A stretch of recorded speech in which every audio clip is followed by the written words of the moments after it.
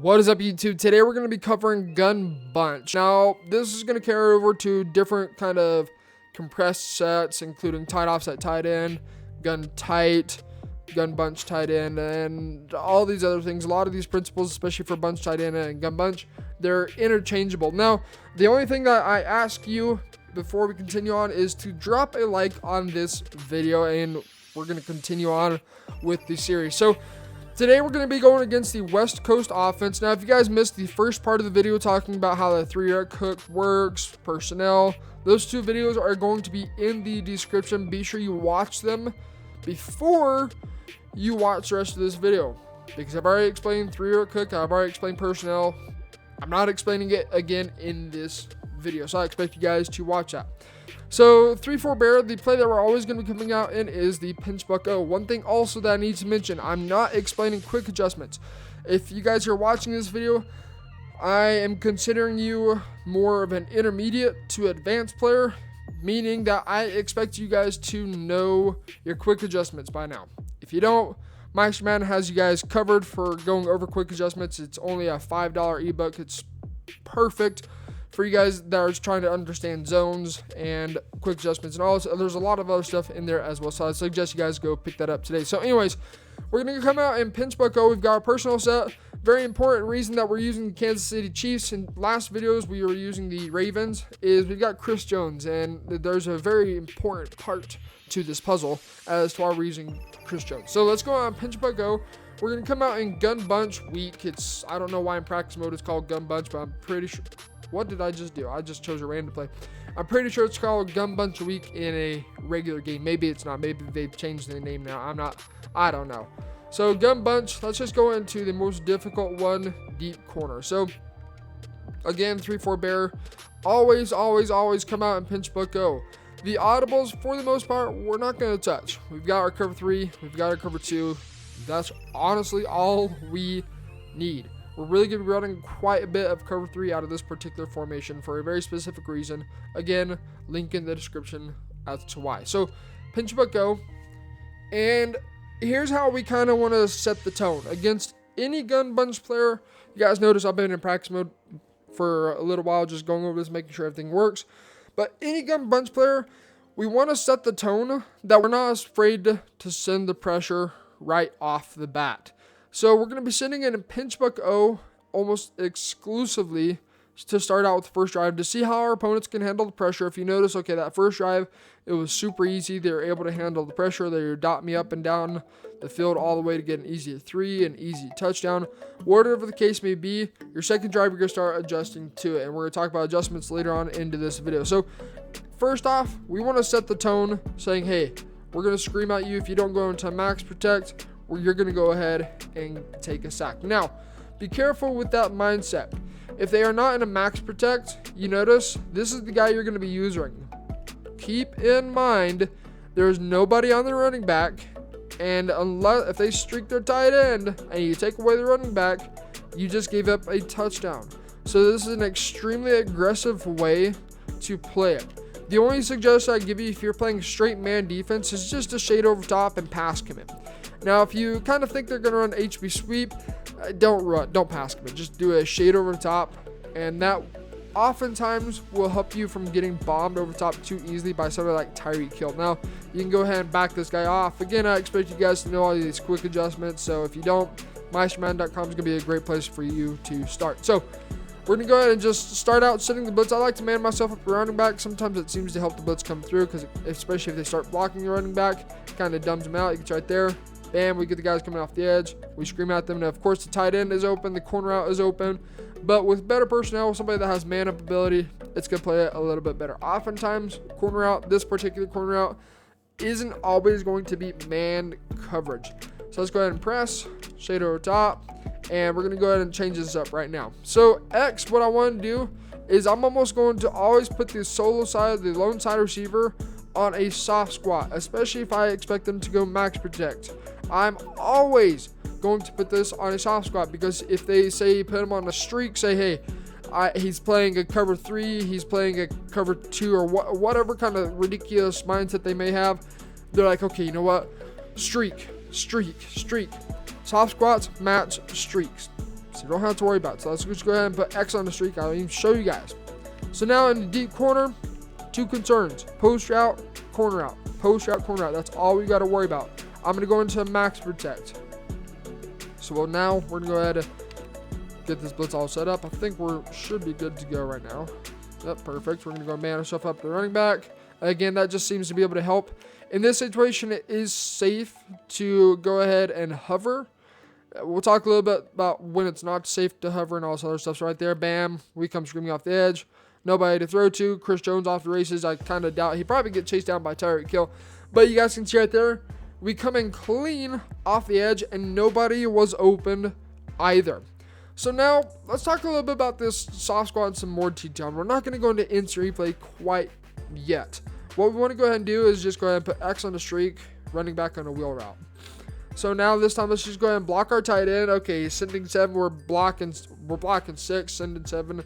Basic math, fellas. So again, X on a soft squat, send 7, get this blitz ready, hover, shade over top, and then if you shade over top, go ahead and put X back into the soft squat. Otherwise, it'll be a cloud flap, and then we'll snap this ball. Primary things we got to worry about: post and corners. That's it. So I'm gonna snap the ball right there. We're gonna take away this corner out, take away that post route. You guys might think, well, he could throw the streak. Trust me. You have to trust me on this one. A soft squat, if he tries to throw the streak, let's go. Oops, let's not quit. I don't want to quit practice. As we go to instant replay, I'll show you guys what's going on with soft squat right here. So we focus on this guy. Let's zoom out a little bit. We got 2 things we got to worry about. First off, the blitz is going to get home before he can make the throw. So you see right there, by that time, if he tries to throw this streak, the soft squat is still there. Now you guys are thinking, well, what about the running back? He could just throw the running back. Well, the thing is, this soft squat, you notice right here, he's automatically rallying back down to where the running back is. This is the first down marker, right? Not the first down, excuse me. This is where the line of scrimmage is to start with. You notice he's playing the streak. He's rallying back to this wheel route. The wheel route is still behind the line of scrimmage. And by that time, he's able to contain him to maybe a 2-yard gain if he does throw it. You guys may think, hey, the streak's open. The streak's open. Well, look at the quarterback. I don't think a quarterback, unless you get some wild animation, I don't think the quarterback can throw the ball right now. I think he's taking a fat sack quickly. So this is what's super glitchy about the soft squat. Yeah, this vertical might look like it's going to get open, but this is the key with sending a blitz with a soft squat. As you notice right there, by the time he can throw, if he tries to throw it right there, soft squat's going to play the vertical route, pick it off, or there's pretty much that whole side of the field is bagged. On top of that, you notice he could throw the corner out, but we'll talk a little bit about adjustments you guys could do and some things we're going to start working in as well when they start max protecting or doing any kind of bazooka stuff they may do. So let's go back into a max protect. I'm going to go ahead and just leave everything else as is. And let's go ahead and press. So again, same thing as always. We're going to go ahead and send the house, put X on a soft squat. Just because if they do send their running back on a wheel route, swing route, out route, whatever it is, he's going to be able to play both the vertical threat and the running back long enough to where the blitz comes through, takes a sack, or throws a pick. I can't tell you how many times I've seen people throw an interception because they don't understand how a soft squat works. So now we're gonna go ahead and don't pinch linebackers. Don't pinch linebackers because now it's not gonna work. I think we actually just completely screwed this defense up. But let's see if we can get it to reset now. So in this situation, let's say it is 3rd and 20, 4th and 15, 3rd and 17, 3rd and 10 even. This is when it's going to be safe to start going ahead and putting a cloud flat on that side of the field. Do keep in mind if they run verticals, you kind of just screwed yourself because it's going to get open. That wheel route ran by B is going to get open. So let's go ahead and actually show you guys what I'm talking about. Well, let's do corner strike one more time, or deep corner, I guess, one more time. We'll shade over top and re-soft spot that side of the field. Again, the shade over top is simply just to help with streaks and speed mismatch. It's just how the game's programmed. It's stupid if you ask me, but right here, you can see right there, we're going to play his corner out.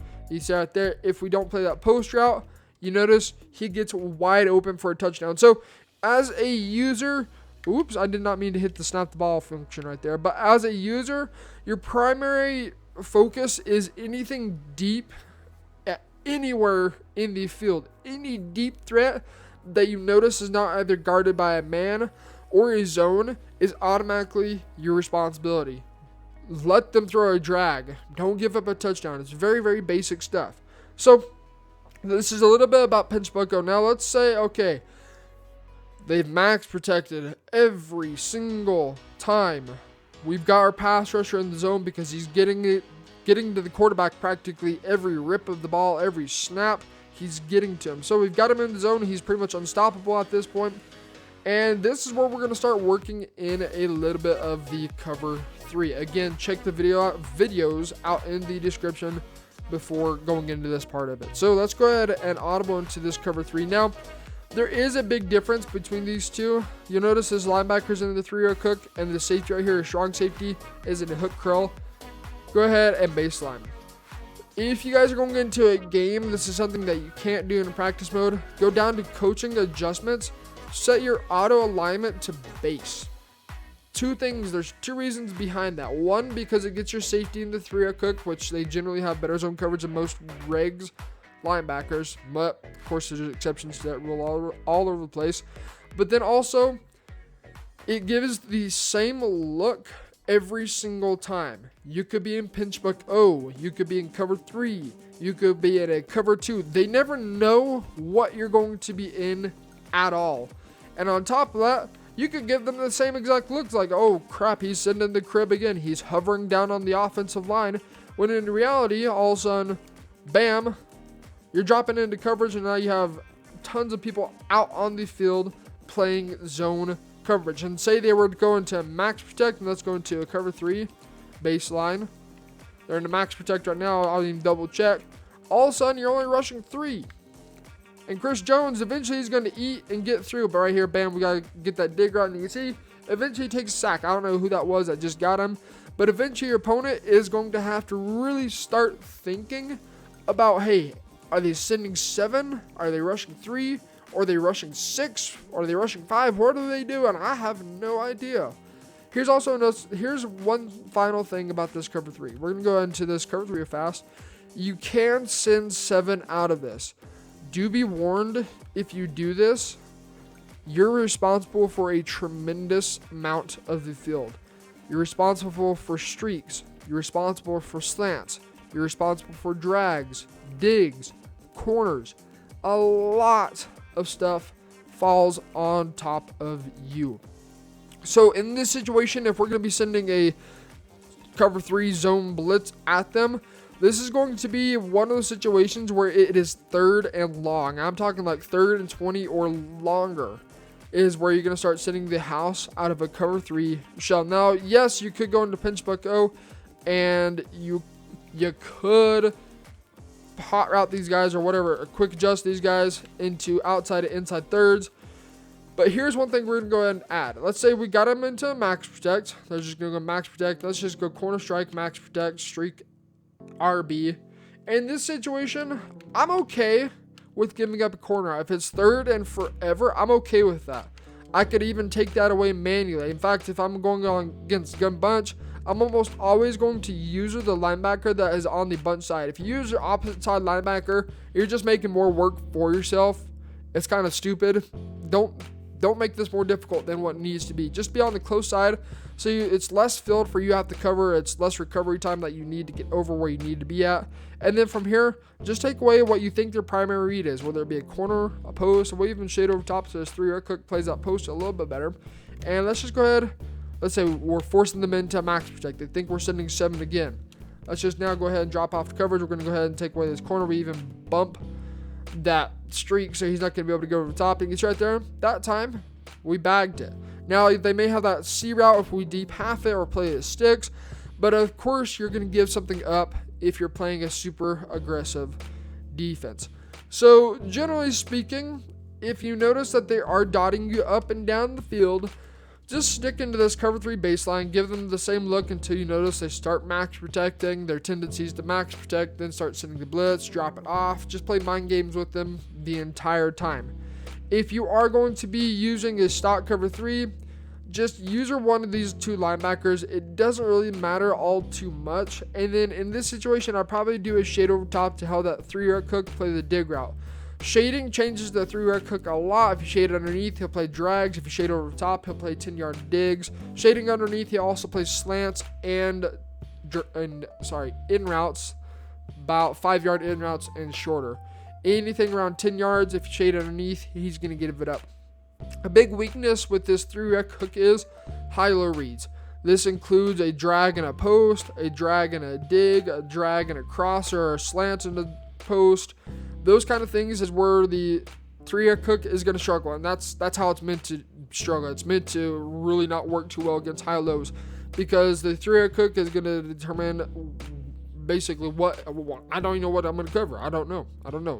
So let's go ahead and see if let's do that. Let's just give you guys an example of something that might happen like that. So let's just go ahead and put X on a drag, B on a drag. We'll motion over Tyreek Hill to give you guys an example of what a 3-yard cook might play. I'm going to go ahead and hop onto the defensive line. We'll go Chris Jones right here.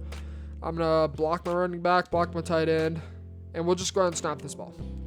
So you can see right there, bam, 3-yard cook actually plays it fairly well, but you can see there's a small window that we can fit that post route in. Now that 3-yard cook might not play it perfectly, especially if we go back into max protect. Let's go corner strike this time. Max protect, drag RB and X, motion over Allen Robinson, audible into cover 3, baseline real fast, get the safety into a 3-yard cook. Let's snap this ball. See, it's right there, bam, bam. But then he also that was really bad pass. But you can see right there, because there's dual drags, the post gets open over the top. Now you may say, hey, you can just use that. Yeah, it can, but obviously it's going to leave other stuff open as well. So that's a really good example, and I want to talk about this example really fast in an instant replay of where a 3-yard cook is going to struggle with a post and an underneath route, especially when you have two drags running against it. So as if you zoom out, you'll see right here, the 3-yard cook, and this is just a baseline. This isn't a shaded underneath. This isn't a shaded over top. This is just a 3-yard cook stock. So you see 3-yard cook stock right there, plays both drags very well. But then the problem is, notice that this post route, and that's how it's supposed to work. That's how a 3-yard cook is supposed to work. He gets flooded by underneath and over the top combination. So you can see right there, absolutely tender spot of the field, and you hit the post route over the top very easily. Now, of course, I missed that read extremely late, but that gives you guys an example of what may happen. Now, that 3-yard cook might work its way back to the middle of the field, but it's going to be far too late to be able to play the post route. So with that being said, you got to be careful if you're running a cover 3 if they are flooding the middle of the field like that. It comes down to, hey, do you want the 3-yard cook to play over top and take away that post route, or do you want him to play underneath and take away the drag and then maybe use the post, use the drag? It all depends on shading. So now let's go ahead and odd ones is cover 3. We'll shade over top. I'm going to go back into corner strike. We'll max protect, dual drags, post route, motion over. We'll baseline real fast. Snap the ball. It's right there. 3-yard cook plays the post route a lot better, and that's a huge difference in that sense. You can see right there. It looks like all of a sudden 3-yard cook for some odd reason changed into some sort of spy, but you can see with the shade over the top, he played it significantly more aggressively. But of course, he's going to give up the underneath stuff because he said, hey, I want you to focus on deep, intermediate to deep part of the field. Play that part of the field. And he listened. He did exactly what we told him to. Now, you can take away those drags with your user. Ultimately, when you're playing this kind of cover 3, your user's really going to have to be on point, and you're really going to have to understand how shading works and how this 3-yard cook works to make it efficient against gun bunch. Now, let's just say this is the final coverage I'm going to give you guys for gun bunch in particular. So let's just go into corner strike and max protect, and this is a setup you're going to see frequently. This has been a popular one for I don't know how long, forever. But anytime we're going to be facing gun bunch player, I was talking about this earlier, you really want to establish that you're willing to send the house at any given time. So if you do expect them to go max protect, send the crib. The thing with this is, if they are going into a max protect, user the guy that is manned up to the tight end, and then man yourself up to the running back and hover on the offensive line. There is a serious drawback with doing this, although. If you expect them to streak Tyreek Hill and all of a sudden you notice, oh crap, my DB is just getting burned, because you hovered, you're not going to be able to make a play on that ball. So there's some things that's nice about it because you can get the blitz home a lot quicker. But at the same time, you've got a lot more recovery to do if, per se, they streak and you see them getting burned. So in this situation, we're always going to go ahead and put X on the soft squat. And then from here, I might put B onto an outside quarter. And then if I expect it to be deep post, I'm going to go ahead and put Y and man him up to RB. Now, I don't know why my user backed off right there. But this is a look I might give against deep corner. You just switch the man assignments, and you're going to have to follow this corner out for a brief amount of time just to be able to pass it off to the outside quarter. If this is a long down situation, like 3rd and 20, quarter is necessary. If it's 3rd and 5, cloud flat, because if they smart route the corner out, it's not going to get over top of cloud flat. If they smart route it on a 4th and 20, it's getting over top of cloud flat. And this is where an outside quarter is really going to be a great zone to utilize. So let's go ahead and snap the ball. We pass it off, come underneath his drag. He gets right there, bam. That time it looked like we bumped the corner out, bumped the post out from it fully developing. But you guys can see in that situation, again, take that deep threat. If you see a deep threat and maybe you messed up on the man coverage like we kind of messed up right there, you just need to stay with whatever you expect to give up because of how you adjust your zones. Or maybe you're just like, oh no, I made a mistake, and just take away manually. Give up the drag. Don't worry about the drag. If they want the 5-yard drag on a 4th and 20, let them have it. Let them have it all the time. Don't worry about it at all. I guess one final adjustment I want to give you guys is, let's go ahead and press. I'm going to just set the blitz up real fast. This is a thing you will find me doing quite frequently against a cover bunch. What the fluff? Against a gun bunch is putting it inside and outside quarter, because then you no longer have to worry. Let's just go ahead and say they do corner strike, max protect, corner strike, and streak RB. Let's just go ahead and drag this guy, do something like that. You don't have to worry about that streak route, but you do have to worry about that corner route. This is kind of where this corner route and outside third is going to play it slightly better than a outside quarter, because a streak pull, I have noticed it affects both an inside and outside quarter, pulls them downfield. So in this situation, outside third is going to be slightly more effective. Again, expect them to go max protect, and your user at this point is now free to roam wherever you want to. You can go ahead and just bait back down to this drag, and if it's 4th and 20, the hot route, a cloud flat, or hot route, the corner route, the outside third is going to be able to play. If they throw it, click on, make the play on the ball, get the pick, and drive back down on offense. So these are just a few adjustments I'd make against gun bunch. I guess, you know what, since I'm feeling generous, I'll give you guys one more.